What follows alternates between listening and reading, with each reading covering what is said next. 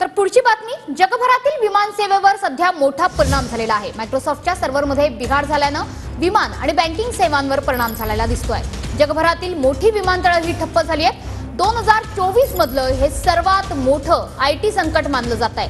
London share बाजारातील सर्व व्यवहार सुद्धा थांबलेले आहेत। मुंबई विमानतळावरून होणाऱ्या उड्डाणांवरती सुद्धा मोठा परिणाम झालाय। भारतातील इंडिगो, आकासा आणि स्पाइस जेटच्या विमानांवर सुद्धा परिणाम झालेला आहे। तर भारत सरकारकडून मायक्रोसॉफ्ट कंपनीला संपर्क साधण्यात आलेला आहे। मायक्रोसॉफ्टच्या सर्व्हरमधील बिघाडाबाबत भारत सरकारकडून माहिती घेण्यात आली आहे। तर दुसरीकडे ऑस्ट्रेलियन सरकारनं आपत्कालीन बैठक बोलावली आहे। ब्रिटन सरकारनं रेल्वे सेवा बंद केलेली आहे।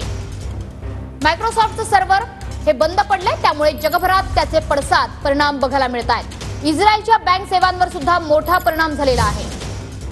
तर जगभरातील विमानतळं, बँका, रेल्वे आणि रुग्णालयांच्या सेवांवर सुद्धा परिणाम झालाय।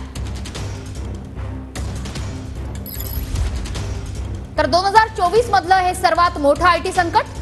दुबई विमानतळावर चेकिंगच्या समस्या बघायला मिळत आहेत। मायक्रोसॉफ्टचं सर्व्हर बंद झाल्याने जगभरात परिणाम होत आहेत। हाँगकाँग विमानतळावरही अनेक अडचणी बघायला मिळत आहेत। सिंगापूर विमानतळावर सुद्धा चेकिंग मध्ये समस्या आहे।